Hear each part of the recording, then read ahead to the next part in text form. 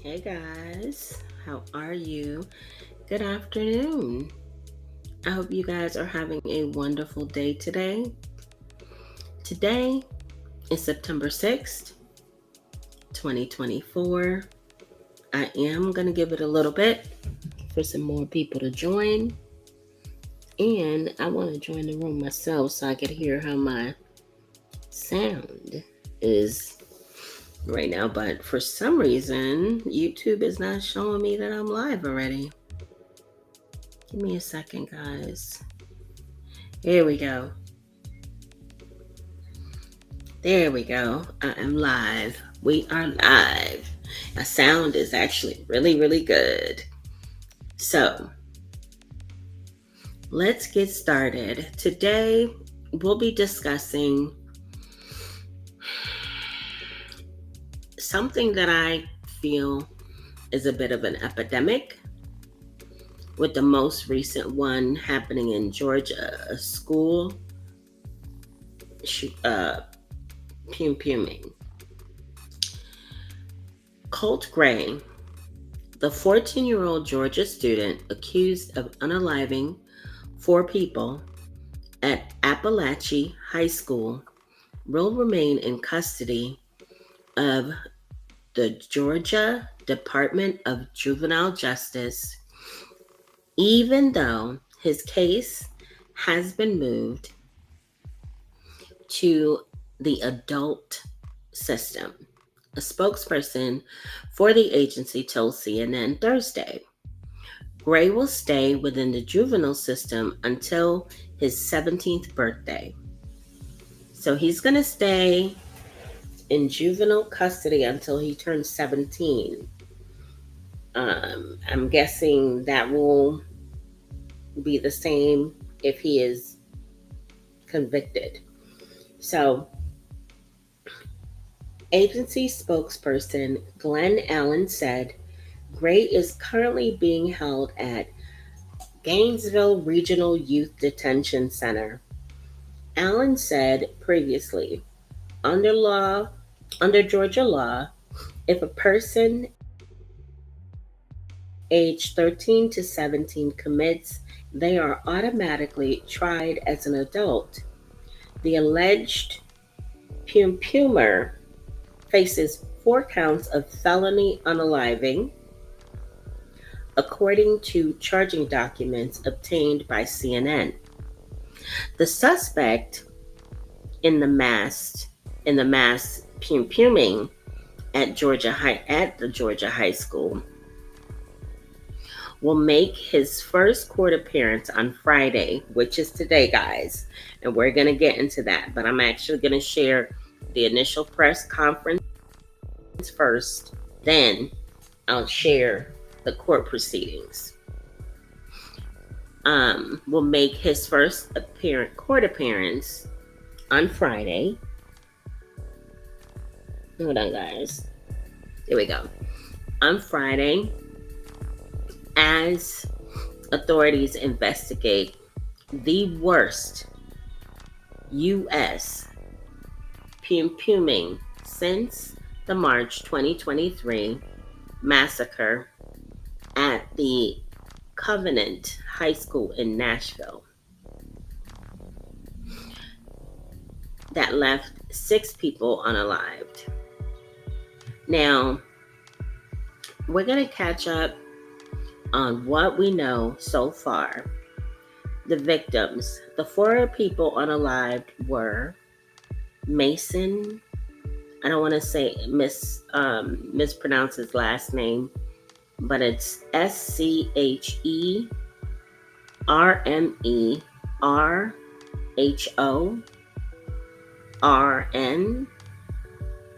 I don't want to mispronounce it. He's age 14. He was a student. Christian Anguro, a 14-year-old student.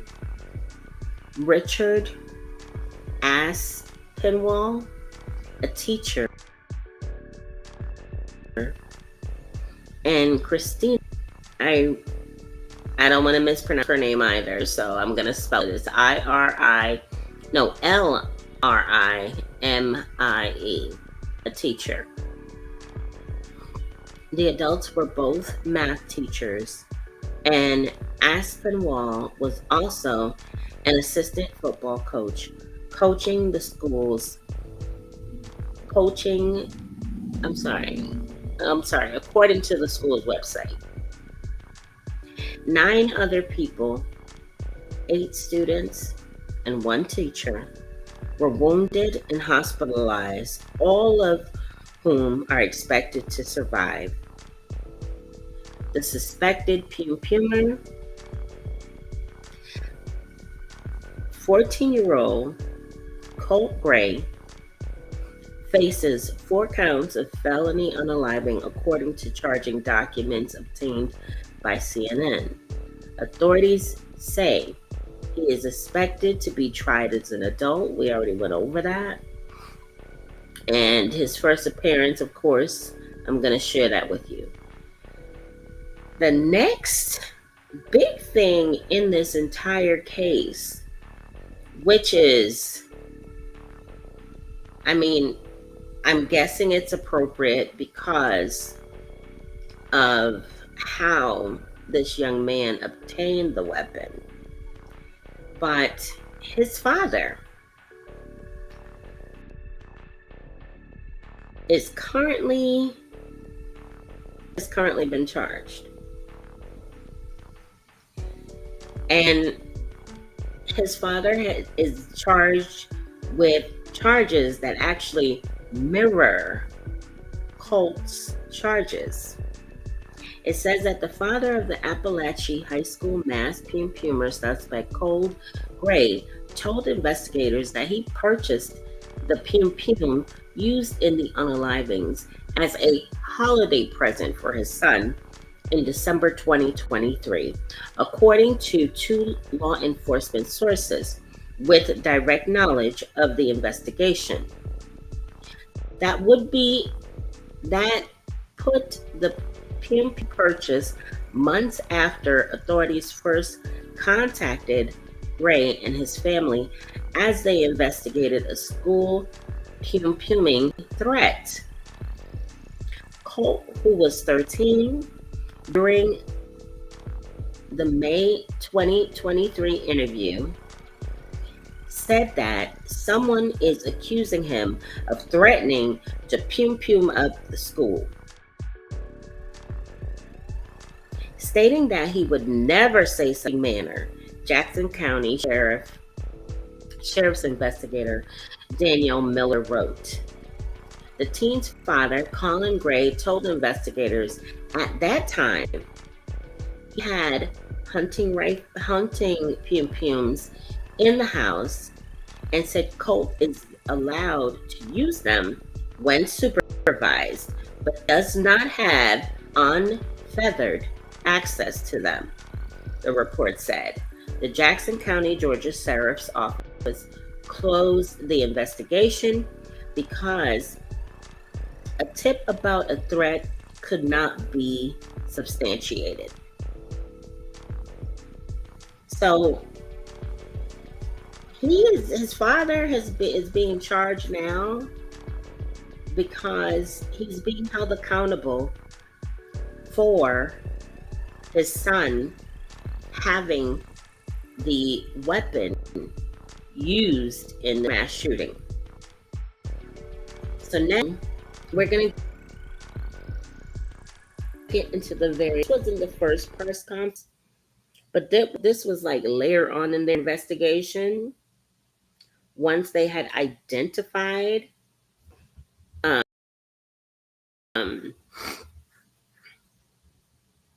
the 14-year-old.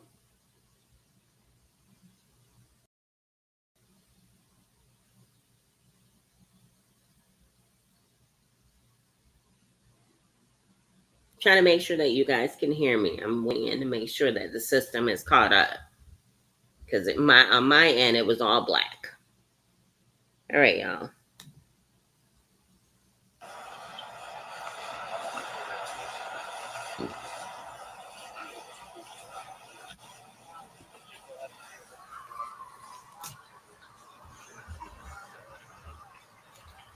Good evening. We wanted to come back and update you on the progress of the case this evening. Appreciate you being here. In coordination with the District Attorney Brad Smith, the GBI has arrested Colin Gray, age 54, in connection to the shooting here at Appalachia High School. Colin is Colt Gray's father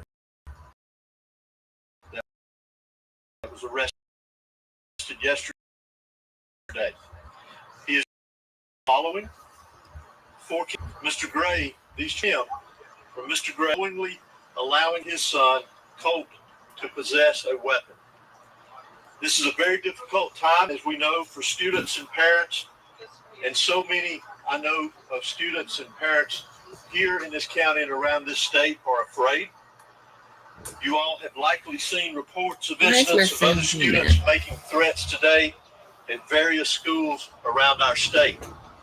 In each of these incidents, police, law enforcement took charges, they made arrests, acted very swiftly, as we take incidents like this very seriously across this state. This is a time for all of us as a community and a state to come together and remain vigilant. Students must be supported and encouraged here in this community and across the state to contact a member of their school faculty with any and all concerns of suspicious activity that they may see.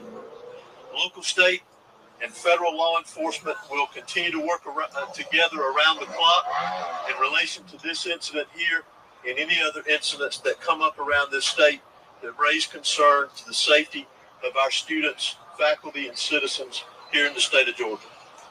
Additionally, Colt Gray, that was arrested yesterday for this incident, has now been charged with 4 counts of felony murder. And again, we will continue to work tirelessly to complete this investigation as we move forward. I will go ahead and mention to you, and as I say sometimes, I'm going to go ahead and apologize to you. As y'all all know, that this is a murder investigation.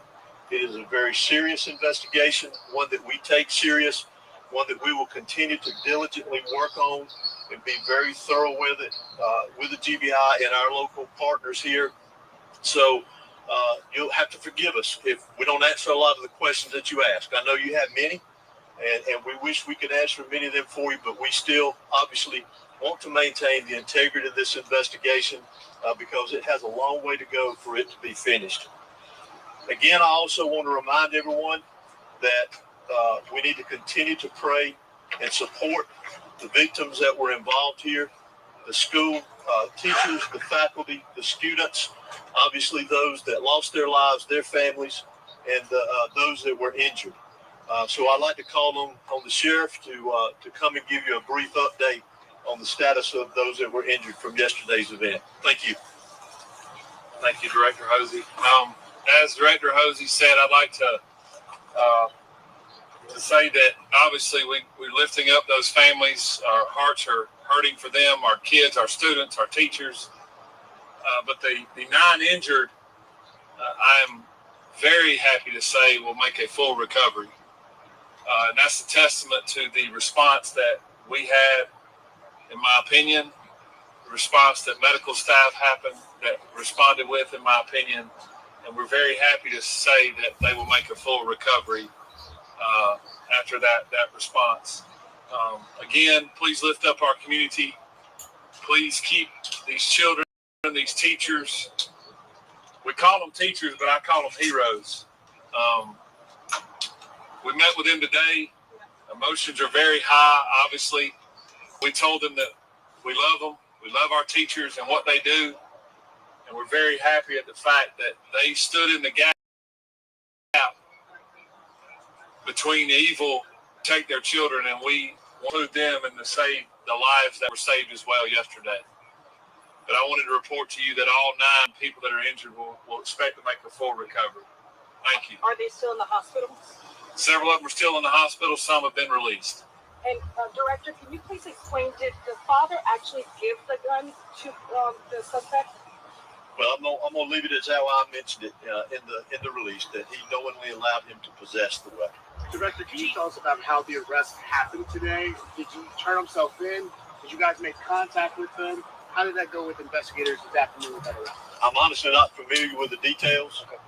All I can tell you is that he is in custody at this time. Director, do you believe anyone else will be arrested in this case, or does that still It's difficult to say at this point in time. We're obviously still investigating this, following all leads, all evidence, and we'll have to see where it takes us as we progress forward. Director, do you believe that the arrest should have been made sooner? The arrest was made when we had the probable cause to make the arrest. Do we know when his first court appearance will be? I'm not sure. No. Did the dad bring him to school? I'm not sure about that either. I'm sorry. Are you able to explain the charges and how he has more charges than the suspected shooter? Not in great detail. The biggest thing, as I mentioned earlier, is that he is in custody at this point in time. His charges are directly connected with the actions of his son and allowing him to possess a weapon. Sheriff, will he be housed in your facility? That way he'll be held. How does that move forward? He'll be held in the Barrow County Detention Center. Will his mugshot be available tonight, or will it take some time until tomorrow to get his mugshot? It depends on how long it takes us to book him, but if it's available, we can get that to y'all tonight. Sheriff, If not tomorrow. you said some good news that some have been released. Do you know the numbers of patients that are released, victims? I don't want to speak to that because I don't know the exact number, but I know that I want to just report that all 9 would make a full recovery and be able to leave the hospital. Sheriff, for those 9 people that were injured, do we know if they are a mix of students and teachers or staff, or are they just students? I believe 2 were adult teachers, and the rest, which would be 7, would be students. Director, can you tell us explain whether about? there's precedent for charges like this? I'm sorry. Can you explain whether there's precedent in the state of Georgia as far as the GBI is concerned for the father or parent to be charged for the crime? I don't have any details on any history of it, but I would venture to say it's not something new. Can you tell us about the evidence that led to these charges? No, ma'am. That's part of the ongoing investigation. I apologize. Did the Sheriff, after all this investigation? time with him being able to talk with investigators, you were pretty strong yesterday with saying this was an evil act. It was very sad, obviously, but looking back at what the 14-year-old's been able to say to investigators over the last 24 hours, can you reflect on just what this community is facing after what he allegedly did at this school? What we're facing, heartbreak. We're heartbroken. A young person brought a gun into a school, committed an evil act, and he took lives. And he injured many other people, not only physically but mentally. But I'm proud of Barrow County. I'm proud of our superintendent. I'm proud of these teachers. I'm proud of these schools. And I'm proud of where I live. And we'll get past this. You see behind me, up here on the hill, we got a vigil going on at our flagpole. I welcome you to go see those kids, those young people that are hurting. Director, can you please explain whether you're still expecting more charges? I think I answered that earlier.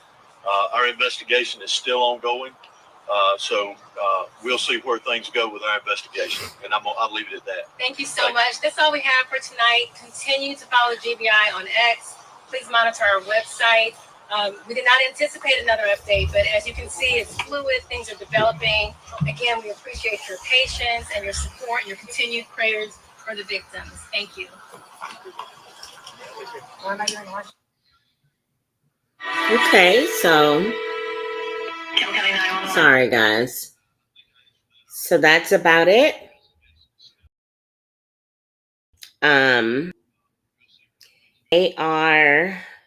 It's a press conference to announce the father's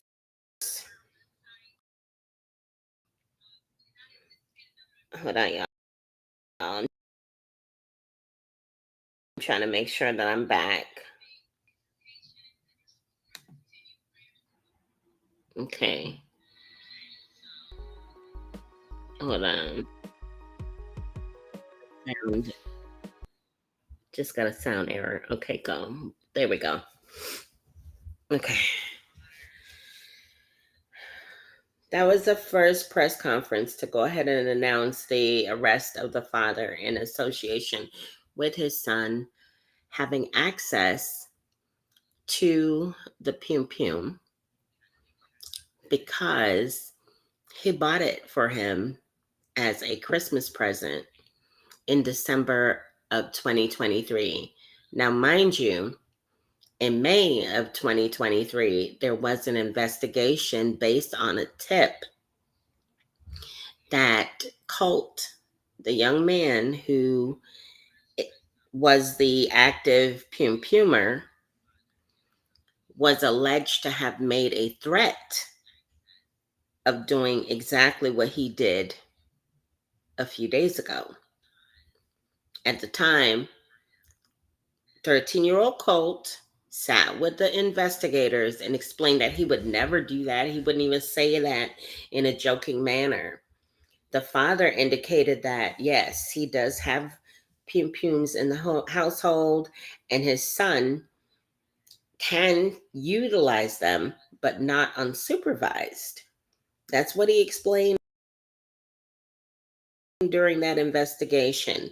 And the investigation, simply because they couldn't do anything. I mean, they didn't have any proof that what was alleged about Colt back in May of 2023 was true. They had no idea. So they closed the case. And here we are today with him doing exactly what he was alleged of threatening to do a little bit over a year. Wow. Let's get into their first court appearance, father and son. Father and son made their first appearance today in court. We're going to get into that.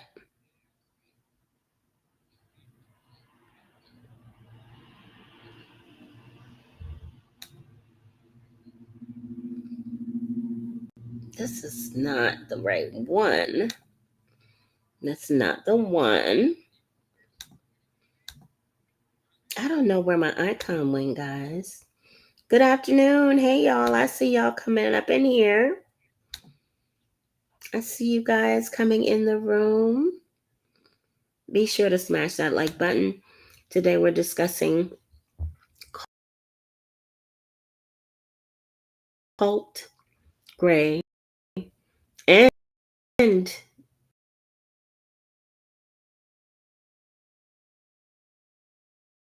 now his father, Colin Gray, a high school Pum Pumer in Georgia. And his father has now been charged because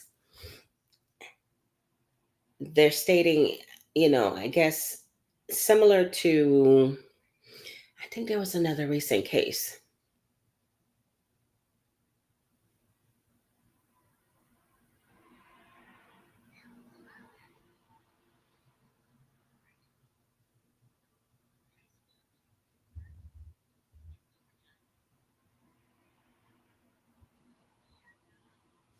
Okay, let's get into this, guys. I wanted to make sure that my computer caught up because whenever I'm doing something, that's why my voice chops.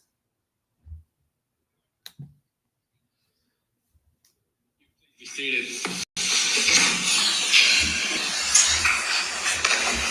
And good morning, everyone. My name is Kirby Mingeldorf. I'm assigned to preside over hearing. And at this hearing, why is this morning's proceedings? We're here for limited purpose this morning.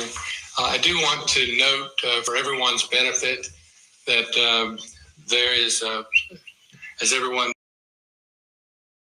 certainly is aware, considerable interest in what occurred in our community in the last several days. For that reason, the court has seen fit under Rule 22 of the Superior Court, Uniform Superior Court rules to allow media outlets to record some of these proceedings.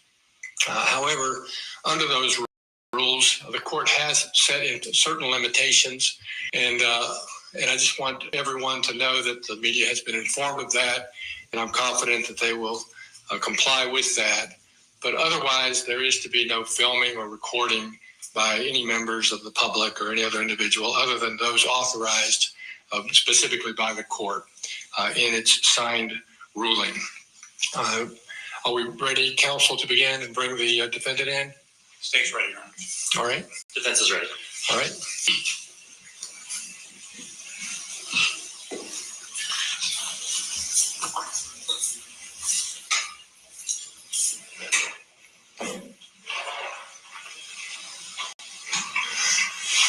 All right, good morning, sir. Are you Mr. Colt Gray? Sir. My name is Curry Mingledorf. I'm assigned to preside over this morning's proceedings. Mr. Gray, I do need to inquire as to whether you're able to read and write the English language. Yes, sir. All right. I also want to inform you, ask you, do you understand that you have the right to be represented by today? Is that correct?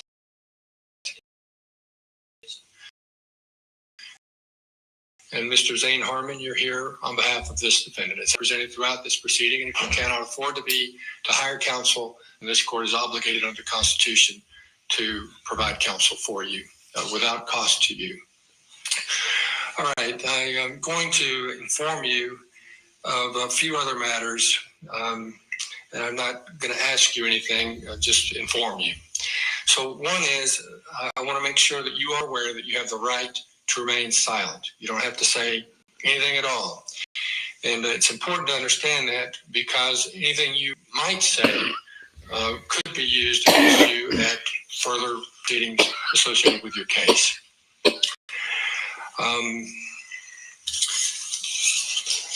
I want to inform you of the charges that you currently face. In essence, you're charged with 4 counts of felony murder, as outlined in the state warrants that have been issued against you. I want to make you aware that the maximum penalty for felony murder, so for each count, the maximum penalty is that you could be punishable by death, by imprisonment for life, without parole, or by imprisonment for life, with the possibility of parole. If you have any questions about these charges, then I would urge you to discuss those with your attorney. I would invite you, Mr. Harmon, to inform the court as to whether there's a request for bond at this time. At this time, Your Honor, there is not a request for bond. We will file the appropriate motions if that becomes necessary. All right. An indictment by the grand jury for most felony offenses or accusations. Well, you have the right to receive an indictment. First appearance hearing. Oh my goodness. Sorry, for y'all. these offenses. I keep hitting the video. Mr. Brad Smith is here on behalf of the DA's office, or he is our district attorney. And he's for these offenses. And I should. Hold on. I messed it up. Mr. Brad Smith is here on behalf of the DA's office, or he is our district attorney, and he's accompanied by Ms. Patricia Brooks, who is his chief assistant, with the possibility of parole. If you have any questions about these charges, then I would urge you to discuss those with your attorney. Okay, I'm gonna let the audio catch up. Somebody being on video. There's a request for bond at this time. At this time, Your Honor, there is not a request for bond. We will file the appropriate motions if that becomes necessary. All right. An indictment by the grand jury for most felony offenses or accusations. Well, you have the right to receive an indictment for these offenses. And I assume Mr. Brad Smith is here on behalf of the DA's office, or he is our district attorney, and he's accompanied by Ms. Patricia Brooks, who is his chief assistant. A preliminary hearing, you'll have the right also to a preliminary hearing. unless you make a bond, which of course at this point there's no bond being requested, or unless you waive such a hearing. You have the right to a speedy and public trial by a judge or jury. You have the right to confront and cross-examine all witnesses. You have the right to call witnesses on your own behalf and testify in your own defense if you so choose. As you sit here in this courtroom today, under the law, you are presumed innocent. Your refusal to testify at any point in any proceeding will not be used against you in determining whether you are guilty or not guilty. Counsel, let me just inquire as to whether there are any other items that the court should address before we conclude this preliminary hearing. Well, I do have one piece of information to convey to the court. There was a development yesterday afternoon that makes it necessary for our office to have alternate counsel appointed, and arrangements have already been made in that regard. I've already explained that to Mr. Gray, and alternate counsel will be appointed by the end of the day today. All right, thank you very much, Ms. Donna C. Graves. All right, then with that, this hearing is concluded, and you may escort this defendant out.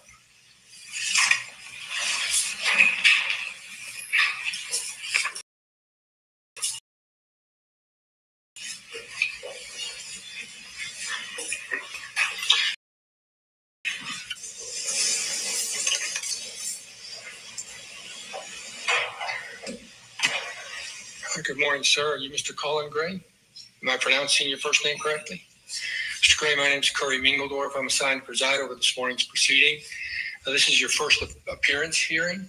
And at this hearing, I'm first going to ask you just a few questions, and then I'm going to advise you of your rights and also let you know about a preliminary hearing that's been scheduled for you. Why don't you just state your name, please? So the first appearance that we just watched was a son. This is his father. All right, pull the microphone down, please. There you go. All right, and how old are you, Mr. Gray? 54.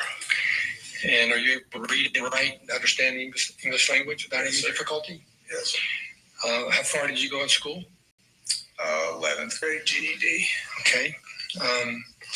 And I note that you have counsel seated with you at the table. You understand that you have the right to be represented by an attorney at all times for this and all future proceedings in your case? Yes, sir. And you understand that, of course, if you cannot afford an attorney, that the public defender will be appointed to represent you upon your request? Yes, sir. All right. And counsel, would you identify yourself, please, for the record? Donna C. Graves. We are going to have new counsel assigned to Mr. Gray later today. All right. Thank you. All right. Okay. Sorry.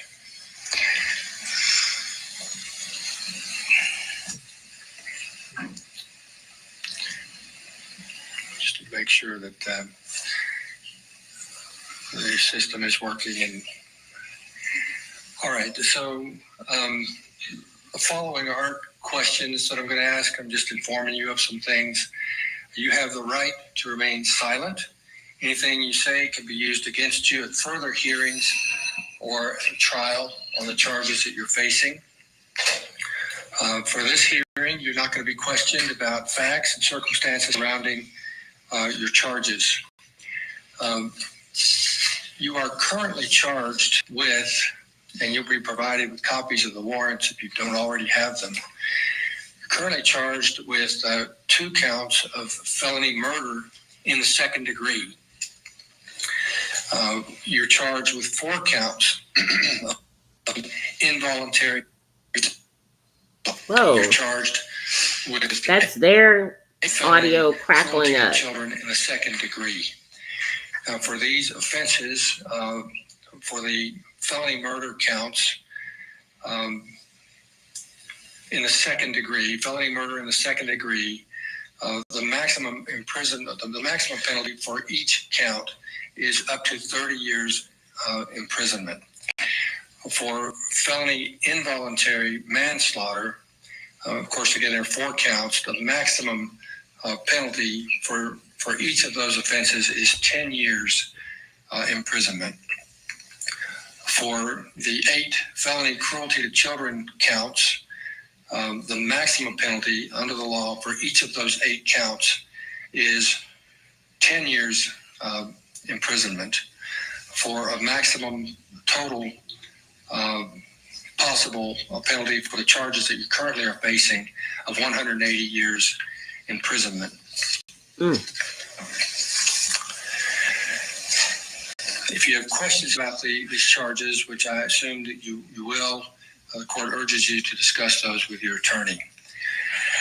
Let me inquire as to whether there's a motion for bond, if Mr. Gray is moving for bond at this time. No, sir, not at this time. We will allow alternate counsel to make that decision. All right, thank you. I also need to inform you that you have the right to an indictment by a grand jury, and you also have the right to a preliminary hearing unless you make bond or waive such a hearing. You have the right to a speedy and public trial by a judge or jury. You have the right to confront and cross-examine all witnesses. You have the right to call witnesses on your own behalf and testify in your own defense if you so choose. I want to make it clear to you, Mr. Gray, that you are presumed innocent. Your refusal to testify at any point cannot be used against you in determining whether you are guilty or not guilty. I mentioned the first appearance hearing a moment ago. That is being set for you for December 4th, 2024 at 8:30 a.m. Currently that's set to take place in the Magistrate Court of Barrow County. It could be subject to change, but I just want you to know that that is the date that we currently have. In fact, counsel, could you approach, please? I have this, let's see, I need to scratch this out.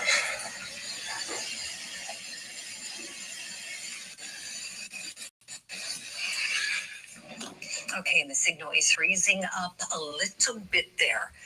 Something totally out of our control, but we're going to continue watching it. So we've got Colin Gray, 54 years old, the father, Georgia school shooting suspect, Colt Gray, said by authorities to have known the dangers with his son and yet still provided him with.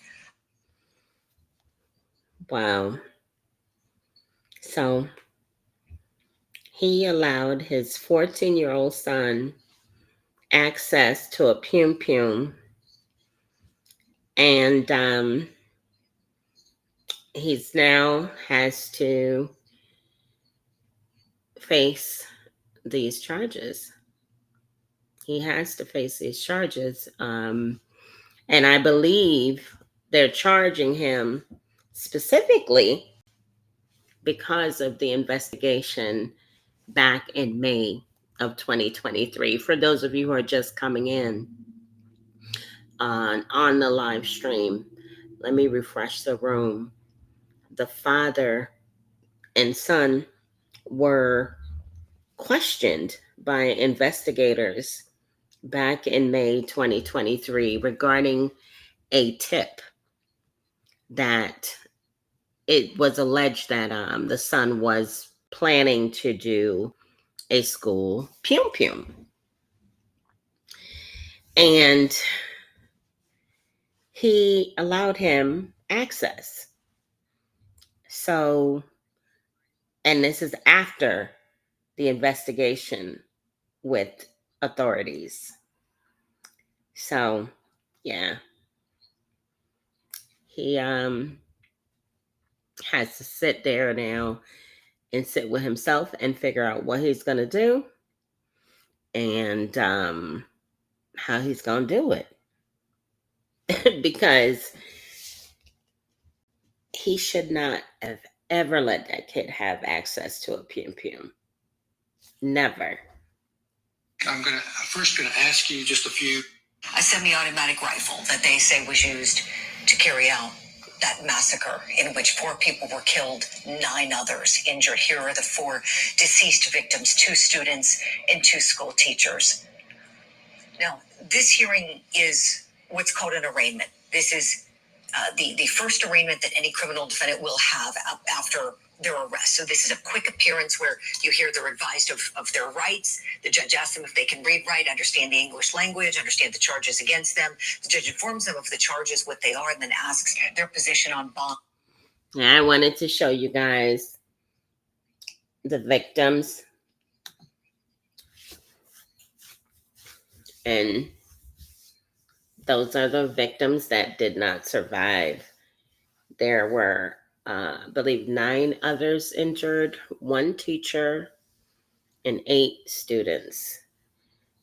They are all expected to survive all of their injuries, as far as, the physical. But I'm sure there's going to be mental hardship from this, potentially. I will be following this case and keeping you guys updated on both defendants' upcoming appearances. I'm hoping that Law and Crime and Court TV pick it up so that we could all watch it together. All right, y'all. That was it. I hope you guys had an interest in this case, or have an interest now in this case, and will follow along with me. Guys, if you're catching this on the replay, be sure to drop me a comment, smash that like button, and share. If you're not already subscribed to the channel, please be sure to consider subscribing today. I need to get the count up. I have goals, people, goals. My goal is to reach 1,000 subscribers before the end of this year. And I cannot do it without you guys. It would be impossible. So, come out of the bushes, bush babies.